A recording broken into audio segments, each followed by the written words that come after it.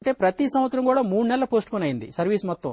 So 16x3 అంటే మనకి benefit వచ్చిందేమో ఒక ఇంక్రిమెంట్ 8 నెలల ఒక రోజు బెనిఫిట్ వస్తే లాస్ వచ్చేసి 48 నెలలు లాస్. సో అది డేట్ ఆఫ్ ప్రమోషన్ ఆప్షన్ ఇస్తే ఆ 40 నెలలు లాస్ అతనికి వస్తుంది. అట్లా కాకుండా డేట్ ఆఫ్ ఇంక్రిమెంట్ ఆప్షన్ ఇస్తే 8 నెలలు లాసు 48 నెలలు బెనిఫిట్ వస్తుంది. సో అలా అతనికి ఏది బెనిఫిటో చూసుకొని ఆ ఆప్షన్ ఆ ఎంప్లాయీ ఇవ్వాల్సి ఉంటుంది.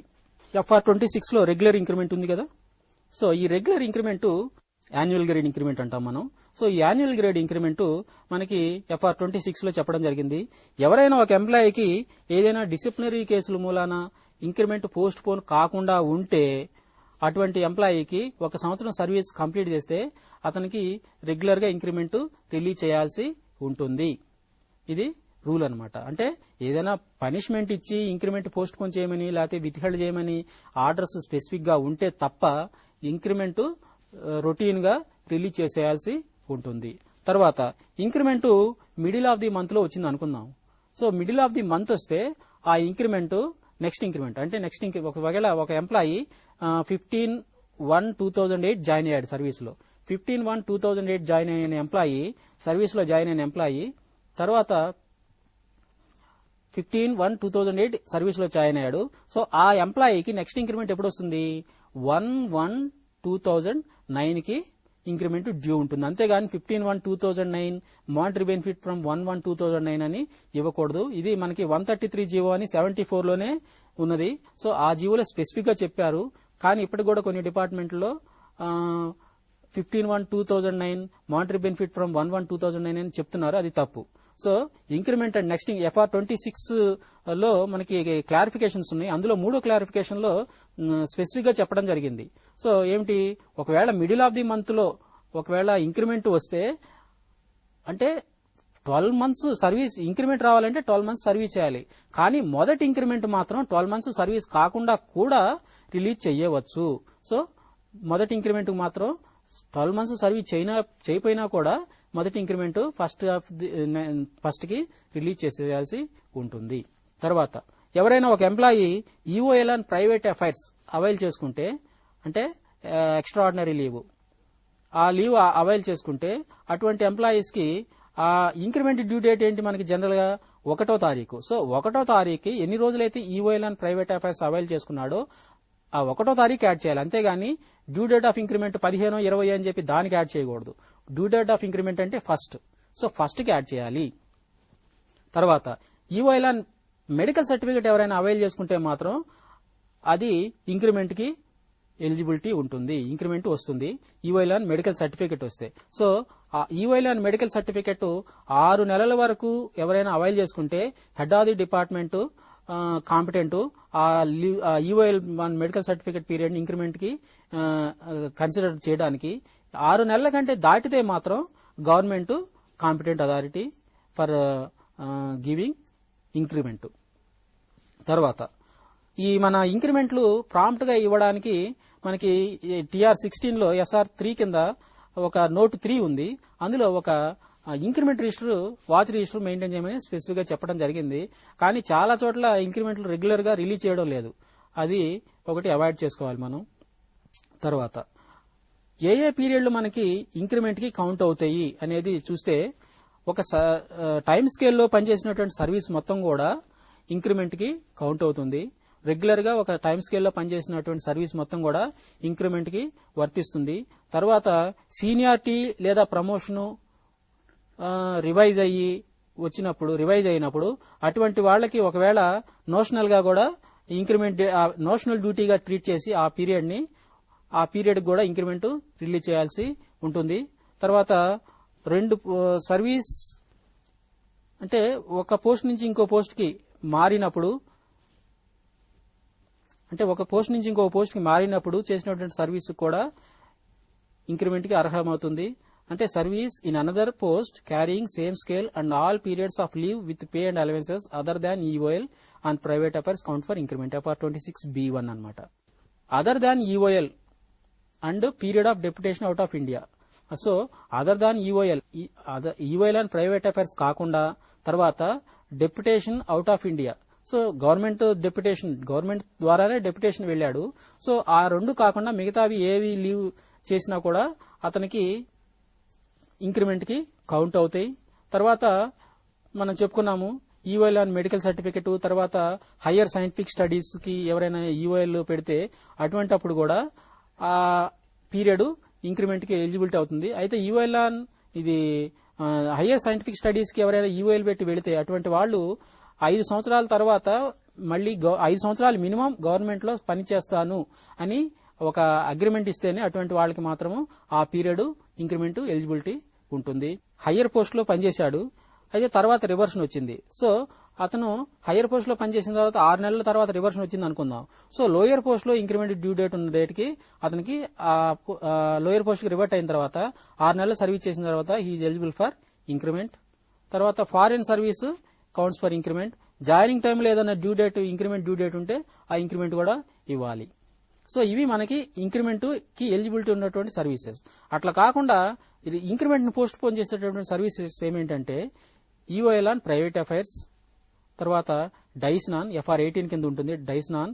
తర్వాత ఎవరైనా ఒక ఎంప్లాయీ సస్పెండ్ అయ్యి ఆ suspension period treated as specific penalty అయితే మాత్రం, నాట్ ట్రీటెడ్ యాజ్ డ్యూటీ కింద ట్రీట్ చేయకుండా స్పెసిఫిక్ పెనాల్టీ ఇస్తే మాత్రం సో ఆ పీరియడ్ కూడా మీకు ఇంక్రిమెంట్ ని పోస్ట్ పోన్ చేస్తుంది. Shri Sarveshwar Reddy, direct recruit assistant audit officer, joined in service on 29/12/2006 in the scale of 9-8-5-21-550. He availed following leaves during 7 and 8. Extraordinary leave on private affairs for 58 days from 28/1/2007. Extraordinary leave on medical certificate for 45 days from 29/1/2008. So, Sarveshwar Reddy అనే అతను 29/12/2006 కి recruit అయ్యాడు. ఆ recruit అయిన తర్వాత అతను ఈ కింద లీవ్స్ వాడుకున్నాడు. అంటే extraordinary leave on private affairs 58 days 28/1/2007 నుంచి వాడుకున్నాడు. తర్వాత extraordinary leave on medical certificate 45 రోజులు 29/1/2008 నుంచి వాడుకున్నాడు. సో ఇట్లా ఈ లీవ్ వాడుకున్నప్పుడు అతని ఇంక్రిమెంట్ ఎలా రెగ్యులేట్ చేయాలి అనేది మనం చూద్దాం. 29/12/2006 9285 ఫిక్స్ అయింది. సో 9285 ఇనీషియల్ గా ఫిక్స్ చేశాము. చేసిన తర్వాత నెక్స్ట్ ఇంక్రిమెంట్ ఎప్పుడు వస్తుంది అతనికి 1/12/2007 డ్యూ ఉంది. అయితే 1/12/2007 కి డ్యూ ఉన్నప్పుడు అతను ఏం చేశాడంటే extraordinary leave on private affairs for 58 days వాడుకున్నాడు. ఎప్పటి నుంచి 28/1/2007. సో 28/1/2007 వాడుకున్నప్పుడు ఎన్ని రోజులు 2 months. అది 28/1/2007 అంటే ఎలా వస్తుంది, ఇది 2 months వస్తుందండి. ఎందుకు 28/1/2007 నుంచి 29, 30, 31 4 రోజులు. నెక్స్ట్ ఫిబ్రవరి వస్తుంది. ఫిబ్రవరి 2007 అంటే 28 రోజులు. సో 28 ఇక్కడ 4 రోజులు. సో ఒక ఫుల్ మంత్ అంటే 28 రోజులు ఫుల్ మంత్ వచ్చేసింది ఫిబ్రవరి. సో ఇక్కడ జనవరిలో 4 రోజులు అంటే 28 రోజులు 4 32. సో ఇంకా అంటే మార్చిలో 26 రోజులు వస్తాయి. 58 డేస్ అంటే 28/1/2007 నుంచి 58 డేస్ ఎలా కౌంట్ చేస్తాము, 28/1/2007 నుంచి 31/1/2007 కి 4 డేస్ వస్తాయి. తర్వాత ఫిబ్రవరిలో 25 రోజులు ఉన్నాయి. అందులో 25 రోజులు ఉన్నా కూడా అవి మనం చేసుకోకుండా 1 month కింద తీసుకుంటాము. తర్వాత ఇక్కడ 4 రోజులు పోయినాయి, అక్కడ ఇంకా 26 రోజులు మిగిలినాయి. సో 58 రోజులు కాబట్టి 26 రోజులు. సో మార్చి 26కి 2 నెలలు కంప్లీట్ అవుతాయి. సో 2 నెలలు అంటే దీనికి 2 నెలలు మనం యాడ్ చేస్తాం. యాడ్ చేసిన తర్వాత సో నెక్స్ట్ ఇంక్రిమెంట్ ఎప్పుడు వస్తుంది 1/2/2008 కి ఇంక్రిమెంట్ డ్యూ ఉంది. 1/2/2008 కి ఇంక్రిమెంట్ డ్యూ ఉంది.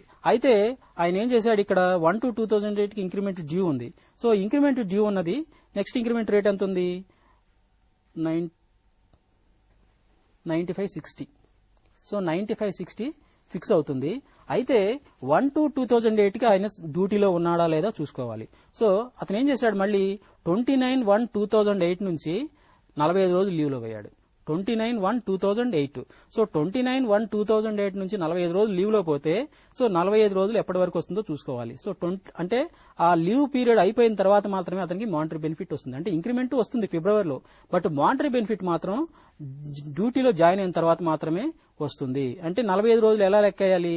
29/1/2008 నుంచి 45 రోజులు అంటే 29, 30, 31 3 రోజులు, ఫిబ్రవరిలో 28 రోజులు, ఫిబ్రవరిలో 29 రోజులు, 29 ప్లస్ ఇక్కడ 3 వచ్చినాయి. సో 32 అంటే ఇంకా 13 రోజులు. అంటే మీకు మార్చిలో 13 రోజులు ఇంకా అతను ఇంక్రిమెంట్ మానిటరీ బెనిఫిట్ రాదు. అంటే మానిటరీ బెనిఫిట్ ఎప్పటి నుంచి వస్తుంది? 14/3/2008 కి మానిటరీ బెనిఫిట్ వస్తుంది. ఎందుకు? ఇంక్రిమెంట్ డ్యూ డేట్ కి అతను సర్వీస్ లో ఉండాలి. CLOH కాకుండా ఏ లీవ్ పెట్టినా కూడా ఎప్పుడైతే జాయిన్ అవుతాడో అప్పుడు మాత్రమే మీకు అతనికి ఇంక్రిమెంట్ మానిటరీ బెనిఫిట్ వస్తుంది. సో ఈయనకి లీవ్ అనేది 29/1/2008 నుంచి 13/3/2008 కి కంప్లీట్ అవుతుంది. సో 13/3/2008 కి లీవ్ కంప్లీట్ అవుతుంది కాబట్టి మానిటరీ బెనిఫిట్ 14/3/2008 నుంచి వస్తుంది. నెక్స్ట్ ఇంక్రిమెంట్ మాత్రం 1/2/2009 కి మామూలుగా వచ్చేస్తుంది. ఇది రెగ్యులర్ ఇంక్రిమెంట్స్. FR26 కింద ఇంక్రిమెంట్స్ ఇవి. మిగతావి మనకి FR22A2 అని ఉంది. అంటే సేమ్ ఒక పోస్ట్ లో నుంచి ఇంకో పోస్ట్ లోకి కన్వర్షన్ తీసుకున్న అటువంటిప్పుడు వాళ్ళకి చేసేటువంటి ఫిక్సేషన్ FR22A2. తర్వాత ఒక ఎంప్లాయీ రివర్స్ నెట్ రిక్వెస్ట్ తీసుకుంటే అటువంటి వాళ్ళకి ఫిక్సేషన్ చేసేది FR22A3. తర్వాత 22A4. 22A4 ఏంటంటే ఎవరైనా ఒక ఎంప్లాయీ ఒక పోస్ట్ లో పనిచేస్తూ ఏపీపీఎస్సీ ద్వారా గానీ లేదా వేరే రిక్రూటింగ్ ఏజెన్సీస్ ద్వారా వేరే డైరెక్ట్ రిక్రూట్మెంట్ ద్వారా వేరే పోస్ట్ కి సెలెక్ట్ అయితే అటువంటి వాళ్ళకి ఫిక్సేషన్ చేయడానికి FR22A4 చూస్తాము. సో అయితే ఇప్పుడు మొన్న రీసెంట్ గా మనకి 8401 సర్క్యులర్ 8401/147A1 అడ్మిన్ 2 2005 డేటెడ్ 7/6/2005 దీని ప్రకారం ఏమన్నారంటే ఒక ఎంప్లాయీ ఒకవేళ 22A4 ఫిక్సేషన్ చేస్తే అంతకుముందు మనకి సేమ్ స్కేల్లో పనిచేస్తే ఇంక్రిమెంట్ డేట్ కూడా ప్రొటెక్ట్ చేసేవాళ్ళు. ఇంక్రిమెంట్ పే ప్రొటెక్ట్ చేయటమే కాకుండా ఇంక్రిమెంట్ డేట్ కూడా ప్రొటెక్ట్ చేసేవాళ్ళు. కానీ ఈ సర్క్యులర్ 7/6/2005 సర్క్యులర్ ఇచ్చిన తర్వాత ఓన్లీ బేసిక్ పే సేమ్ కొత్త పోస్ట్ లో ఫిక్స్ చేస్తారు. కానీ ఇంక్రిమెంట్ రావాలంటే మాత్రం ఆ కొత్త పోస్ట్ లో 1 సంవత్సరం సర్వీస్ చేసిన తర్వాత మాత్రమే ఇవ్వాల్సి ఉంటుంది. తర్వాత ప్రొబేషన్ గురించి, ప్రొబేషన్ అయిన తర్వాత ఒక ఎంప్లాయీ ప్రొబేషన్ పెట్టిన తర్వాత అతనికి ఫిక్సేషన్ ఎలా చేయాలనేది మనకి FR31A లో ఉంది. సో 31A లో ఏంటంటే మనకి ఒక ఎంప్లాయీకి probation suppose 2 years duty with in continuous period of 3 years అని ఉంటుంది జనరల్ గా ఫస్ట్ రిక్రూట్మెంట్ అయితే. అదే ప్రమోషన్ అయితే 1 year duty with in continuous period of 2 years అని ఉంటుంది. సో ఇతను ఈ కొత్తగా రిక్రూట్ అయిన ఎంప్లాయీస్ 2 years డ్యూటీ చేయాలి with in continuous period of 3 years లో. ఒకవేళ ఈ 2 years డ్యూటీ 3 years పీరియడ్ లో కంప్లీట్ చేయకపోతే వాళ్ళ ఫిక్సేషన్, వాళ్ళ ఇంక్రిమెంట్స్ ఎలా రెగ్యులైజ్ చేయాలి అనేది మనకి FR31A లో చెప్పడం జరిగింది. సో ఫస్ట్ ఇంక్రిమెంట్ మాత్రం నార్మల్ గా ఇచ్చేస్తాము. అంటే నార్మల్ గా అంటే అతను ఒకవేళ యూఐఎల్ అని ప్రైవేట్ అఫైర్స్ ఏమైనా అవైల్ చేసుకుంటే అటువంటి తీసేసి అతనికి ఎప్పుడైతే డ్యూ డేట్ వస్తుందో అప్పుడు ఇంక్రిమెంట్ ఇస్తాము. అట్లా కాకుండా ఒకవేళ అతను ఏదైనా లీవ్ అవైల్ చేసుకుని ఇంక్రిమెంట్స్ పోస్ట్ పోన్ అయితే అది ప్రొబేషన్ కూడా పోస్ట్ పోన్ అవుతుంది. CLs OH పెట్టుకుంటే మాత్రం దానికేం సంబంధం లేదు. కానీ ఈఎల్ గానీ, హాఫ్ పే లీవ్ గానీ, ఈఓఎల్ గానీ ఎటువంటి లీవ్లు పెట్టుకున్నా కూడా మీకు ప్రొబేషన్ ఎక్స్టెండ్ అవుతుంది. సో అలా ఎక్స్టెండ్ అయినప్పుడు అతనికి సెకండ్ ఇంక్రిమెంట్ మాత్రము ప్రొబేషన్ కంప్లీట్ అయిన నెక్స్ట్ డే నుంచి సెకండ్ ఇంక్రిమెంట్ ఇస్తారు. కానీ మొదటి ఇంక్రిమెంట్ డ్రా చేసిన దగ్గర నుంచి చేసిన సర్వీస్ మొత్తం కూడా సబ్సిక్వెంట్ ఇంక్రిమెంట్స్ కి వర్తిస్తుంది. అంటే ఒకవేళ ఒక ఎంప్లాయీ 15/1/2005 జాయిన్ అయ్యాడు. ఫస్ట్ ఇంక్రిమెంట్ 1/1/2006 వచ్చేస్తుంది లీవ్ ఏమి లేకపోతే. తర్వాత అతను మధ్యలో సపోజ్ ఇక్కడ ఒక 6 నెలలు లీవ్ పెట్టాడు. 6 నెలలు లీవ్ పెట్టాడు అనుకుందాం. సో ఈ 6 నెలల లీవ్ కూడా దీన్ని కలుస్తుంది. నెక్స్ట్ ఇంక్రిమెంట్ ఎప్పుడు వస్తుంది 1/1/2007కి రావాలి. కానీ ఇక్కడ 6 నెలలు కలిసింది కాబట్టి 1/7/2007కి వస్తుంది. 1/7/2007కి వస్తుంది. కానీ నెక్స్ట్ సపోజ్ మళ్ళీ అతను 1/7/2007 ఇంక్రిమెంట్ తీసుకున్న తర్వాత మళ్ళీ ఇక్కడ ఇంకొక 5 నెలలు లీవ్ లో పోయాడు అనుకుందాం next year. So next increment ఎప్పుడు ఉంది మనకి 1/7/2007 ఇంక్రిమెంట్ ఉంది. నెక్స్ట్ ఇంక్రిమెంట్ 1/7/2008కి రావాలి. కానీ అతను ఒక 5 నెలలు మళ్ళీ లీవ్ లో పోయాడు కాబట్టి 1/12/2008కి ఇంక్రిమెంట్ వస్తుంది. ఇది థర్డ్ ఇంక్రిమెంట్. కానీ సో 15/1/2005 నుంచి ఫస్ట్ ఇంక్రిమెంట్ ఇక్కడ వచ్చింది. సెకండ్ ఇంక్రిమెంట్ ఏమో 1/7/2007కి వచ్చేసింది. అట్లా నెక్స్ట్ థర్డ్ ఇంక్రిమెంట్ ఎప్పుడు రావాలి అతనికి లీవ్ లో. సపోజ్ ఇది ఈఓఎల్ఏ అనుకుందాం. ఈఓఎల్ అయినప్పుడు నెక్స్ట్ ఇంక్రిమెంట్ 1/7/2008. సో ఇతనికి ప్రొబేషన్ ఎప్పుడు డిక్లేర్ అవుతుంది 1/7/2007కి 2 years సర్వీస్ కంప్లీట్ చేశారు కాబట్టి డిక్లేర్ అవుతుంది. ఒకవేళ ఇది ఈఓఎల్ ఆన్ మెడికల్ సర్టిఫికెట్ అనుకుందాం. EOL on medical certificate avail చేసుకున్నాడు అనుకుందాం ఈ ఎంప్లాయీ. ఇతనికి ఇంక్రిమెంట్ మాత్రం 1/7/2007కి వస్తుంది. కానీ EOL on medical certificate counts for increment. So probation declare చేయడానికి మాత్రం ఈ 6 months ఎక్స్టెండ్ అవుతుంది. సో 1/7/2007కి ప్రొబేషన్ డిక్లేర్ అవుతుంది. 2/7/2007 నుంచి సెకండ్ ఇంక్రిమెంట్ వస్తుంది. బట్ థర్డ్ ఇంక్రిమెంట్ మాత్రం 1/7/2007 నుంచి అంతకుముందు ఇంక్రిమెంట్ ఎప్పుడు 1/1/2007 ఉంది కాబట్టి సో 1/1/2008 నుంచి మళ్ళీ థర్డ్ ఇంక్రిమెంట్ వస్తుంది. సో 1/1/2008కి థర్డ్ ఇంక్రిమెంట్ వస్తుంది. ఇది మనకి FR 31A ప్రకారం ఇది ఫిక్స్ చేస్తాం. లీవ్ రూల్స్ మనకి ఆంధ్రప్రదేశ్ లీవ్ రూల్స్ 1933 అనేది అనెక్సర్ 3 FR లో అనెక్సర్ 3 కింద ఉన్నాయి. సో ఈ రూల్స్ ఏపీ లీవ్ రూల్స్ 1933. ఇందులో మనకి ఉన్నటువంటి లీవ్స్ ఏమేంటి, మనకి ఎంప్లాయీస్ కి ఏమేమి లీవ్స్ వస్తాయి అవి చూద్దాం. 1178 నుంచి ఎరండ్ లీవ్ ని అడ్వాన్స్ గా క్రెడిట్ చేయడం అనేది మొదలుపెట్టారు. 1178 నుంచి మనకి ఇప్పుడు 11 లేకపోతే 17 రెగ్యులర్ ఎంప్లాయీస్ కి 15 days క్రెడిట్ ఇస్తున్నారు. కానీ అంతకుముందు అలా లేదు. ఇది 1178 నుంచి ఈ పద్ధతి అమల్లోకి వచ్చింది. రోజులు క్రెడిట్ ఇవ్వటము స్టార్ట్ అయింది. తర్వాత మాక్సిమం మనకి గవర్నమెంట్ ఎంప్లాయీస్ కి, స్టేట్ గవర్నమెంట్ ఎంప్లాయీస్ కి మాక్సిమం లీవ్ క్రెడిట్ 300 రోజులు. 300 రోజులు మనకి 232 జీవో 16/9/2005 లో ఇవ్వడం జరిగింది. తర్వాత ఒక employee EL at a time avail చేసుకోవాలంటే మాక్సిమం 120 days కంటే ఎట్ ఏ టైం అవైల్ చేసుకోవడానికి లేదు. తర్వాత ఎవరైనా ఒక employee EOL on private affairs avail చేసుకుంటే అటువంటి ఎంప్లాయీకి అంటే మనం 1/1/2007 17 అట్లా క్రెడిట్ ఇస్తున్నాం కదా, ఆ క్రెడిట్ ఇచ్చేటప్పుడు 1/1 క్రెడిట్ ఇచ్చేటప్పుడు అంతకుముందు హాఫ్ ఇయర్ లో ఏదైనా ఈఓఎల్ అండ్ ప్రైవేట్ అఫైర్స్ పోతే అది ఎన్ని రోజులైతే పోయాడో అది బై 10 అంటే 1/10 of EOL and private affairs ఇప్పుడు ఇచ్చేటువంటి 15 రోజుల క్రెడిట్ కి అంటే 1/1/2007 అనుకుందాం. సో 1/1/2007 15 రోజులు క్రెడిట్ ఇస్తుంటే అంతకుముందు హాఫ్ ఇయర్ లో ఆ ఎంప్లాయీ అవైల్ చేసుకున్నటువంటి ఈఓఎల్ అండ్ ప్రైవేట్ అఫైర్స్ ఎన్ని రోజులు, సపోజ్ 15/8/2007 నుంచి 14/12/2007 వరకు లీవ్ అవైల్ చేసుకున్నాడు EOL and private affairs. So అది ఎన్ని రోజులు మనం చూస్తాము. సో 1/1/2007 కి క్రెడిట్ 15 రోజులు ఇచ్చేటప్పుడు అంతకుముందు హాఫ్ ఇయర్ లో ఉన్నటువంటి ఈఓఎల్ అండ్ ప్రైవేట్ అఫైర్స్ మనము ఇందులో నుంచి 1/10 తగ్గించాలి. సో 15/8/2007 నుంచి 14/12/2007 కి ఎన్ని రోజులు వస్తాయో లెక్కించాలి. సో 15/8/2007 అంటే 15, 16, 17, 18, 19, 20, 21 17 days ప్లస్ 17 days. తర్వాత సెప్టెంబర్లో 30 days, October 31 days, November 30 days, డిసెంబర్లో 14 days.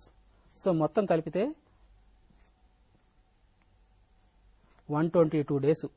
సో 122 డేస్ ఆయన EOL on private affairs avail చేసుకున్నాడు. సో ఈ 122 days by 10. So EOL on PA 122 by 10. So 122 by 10 ఎంత? 12.2. 12.2 తీసివేస్తాం. So 2.8 days. సో 2.8 డేస్ అంటే 0.5 కంటే ఎక్కువ ఉంటే ఫుల్ డే తీసుకుంటాము, 0.5 కంటే తక్కువ ఉంటే తీసివేస్తాం. సో 2.8 ఉంది కాబట్టి దీన్ని 3 డేస్ గా తీసుకుంటాము. సో అతనికి ఇచ్చే క్రెడిట్ 3 రోజులు మాత్రమే. సో 1/1/2007 కి అతనికి ఇచ్చే క్రెడిట్ 3 రోజులు. సో నెక్స్ట్ 1/7/2007 కి మళ్ళీ 15 రోజులు క్రెడిట్స్ ఇస్తాము. ఆ ఇచ్చే 15 రోజుల క్రెడిట్ అప్పుడు మళ్ళీ ఒకవేళ ఈ ముందు హాఫ్ ఇయర్ అంటే 1/1/2007 నుంచి 30/6/2007 వరకు ఏమైనా EOL on private affairs avail చేసుకున్నాడేమో చూసుకొని మళ్ళీ అందులో 1/10 తగ్గించేసి అది మనము అతనికి క్రెడిట్ ఇవ్వడం జరుగుతుంది.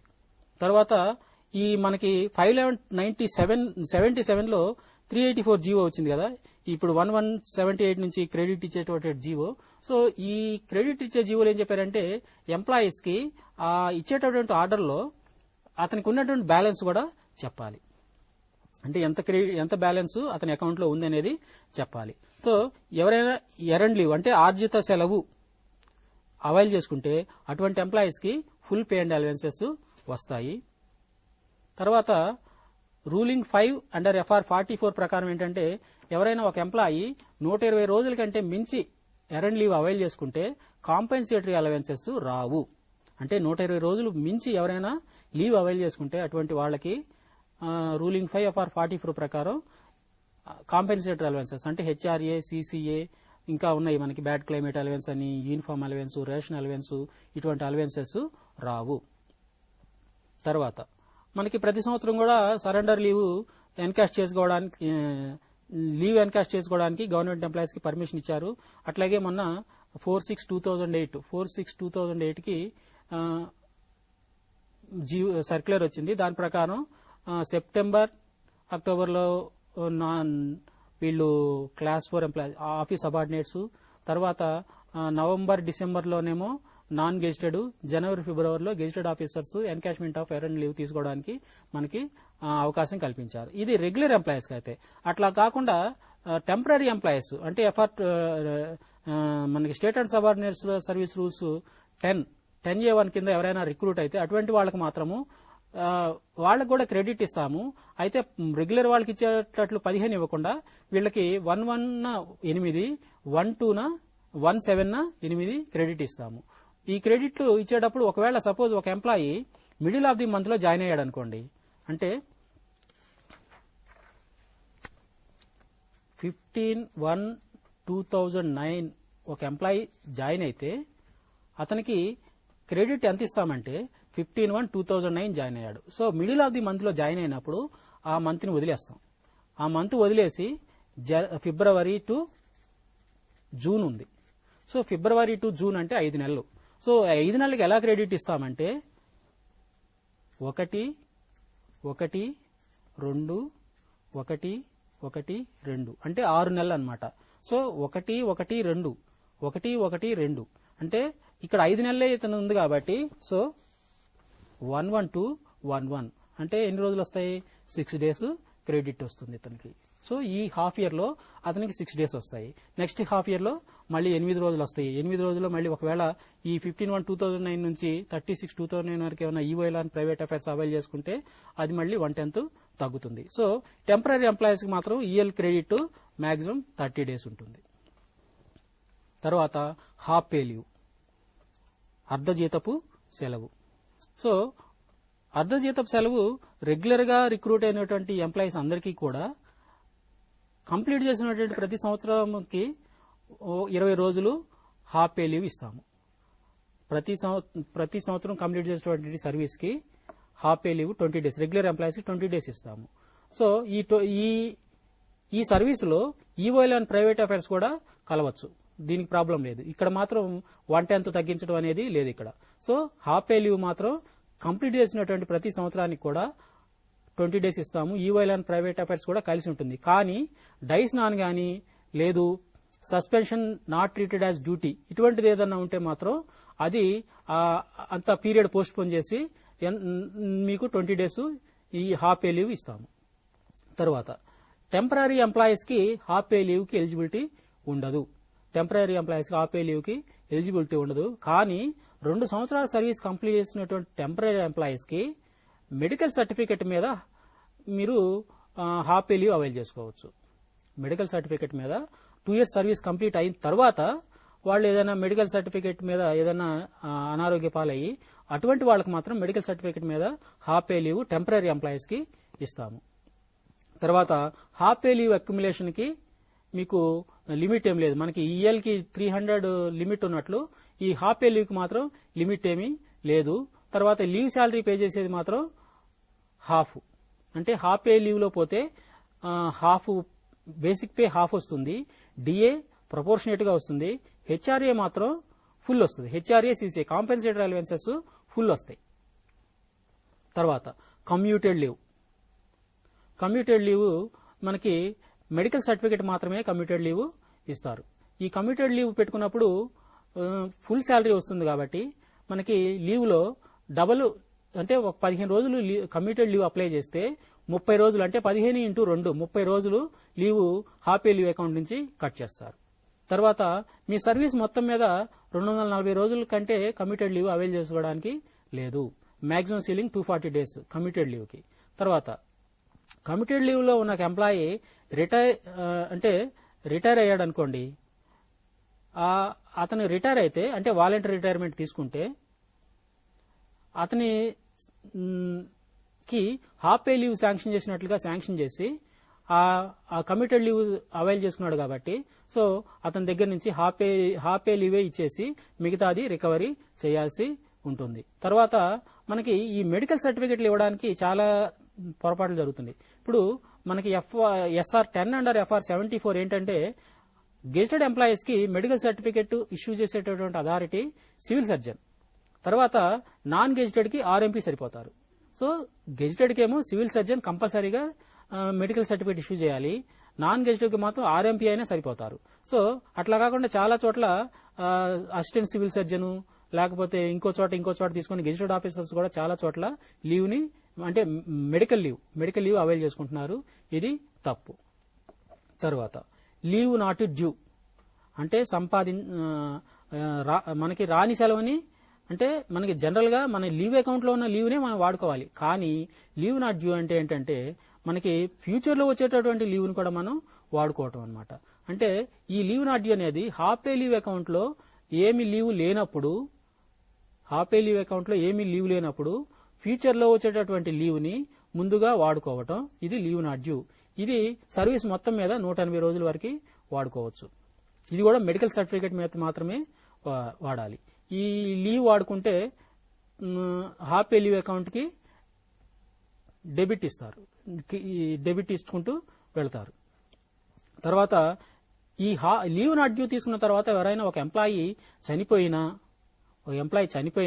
లేదా మెడికల్ ఇన్వాలిడేషన్ అయినా కంపల్సరీ రిటైర్మెంట్ అయినా కూడా అటువంటి వాళ్ళ నుంచి అంటే ఫ్యూచర్ లో వచ్చే లీవ్ ని వాడుకుంటున్నాడు, కానీ చనిపోయాడు లేదు వాలంటరీ రిటైర్మెంట్ పెట్టుకున్నాడు, ఇన్వాలిడేటెడ్ తర్వాత కంపల్సరీ రిటైర్మెంట్ పనిష్మెంట్ ఇన్వాలిడేషన్ కూడా అతను ఇన్వాలిడేట్ సర్వీస్ కి వ్యాలిడ్ పనికి రాకపోతే ఇన్వాలిడేట్ చేస్తారు. సో మెడికల్ ఇన్వాలిడేషన్ అయినా కూడా లేదా కంపల్సరీ రిటైర్మెంట్ అయినా కూడా అటువంటి వాళ్ళకి మాత్రం మీరు అంతకుముందు లీవ్ శాలరీ పే చేసి ఉంటాం కాబట్టి ఆ లీవ్ శాలరీ మొత్తం కూడా రికవరీ చేయాల్సిన అవసరం లేదు. ఎందుకు? మెడికల్ ఇన్వాలిడేషన్ అనేది, చనిపోవడం అనేది లేకపోతే కంపల్సరీ రిటైర్మెంట్ అనేది ఇండివిజువల్ కి బియాండ్ కంట్రోల్ అనమాట. సో అటువంటి వాళ్ళకి రికవరీ చేయాల్సిన అవసరం లేదు. అట్లా కాకుండా వాలంటరీ రిటైర్మెంట్ గానీ తర్వాత రిజైన్ గానీ చేస్తే అటువంటి వాళ్ళ ముందు మాత్రం రికవరీ చేయాల్సి ఉంటుంది. తర్వాత half pay leave in lieu of full pay. ఇది మనకి గవర్నమెంట్ ఎంప్లాయీస్ కి TB, cancer, mental illness, leprosy, heart diseases, kidney diseases అంటే ట్యూబర్కులాసిస్ అంటే క్షయ, క్యాన్సరు, మానసిక రుగ్మతలు, లెప్రసీ, గుండె సంబంధమైన వ్యాధులు, తర్వాత కిడ్నీ డిసీజెస్. ఈ డిసీజ్ ఎవరైనా బాధపడుతుంటే అటువంటి ఎంప్లాయీస్ కి లీవ్ అకౌంట్ లో ఈఎల్ లేకపోతే హాఫ్ పే లీవ్ అకౌంట్ లో ఉన్న లీవ్ ని కట్ చేసి full pay and allowances pay చేస్తారు. అది సర్వీస్ లో 180 రోజులు మాత్రమే శాంక్షన్ చేస్తారు. అంటే ఈ వ్యాధులతో బాధపడుతున్న ఎంప్లాయీస్ ఎవరైనా ఉంటే వాళ్ళకి ఈఎల్ అకౌంట్ లో లీవ్ లేకుండా హాఫ్ పే లీవ్ లో బ్యాలెన్స్ ఉంటే అటువంటి వాళ్ళకి 180 రోజుల వరకు లీవ్ శాంక్షన్ చేయొచ్చు. కానీ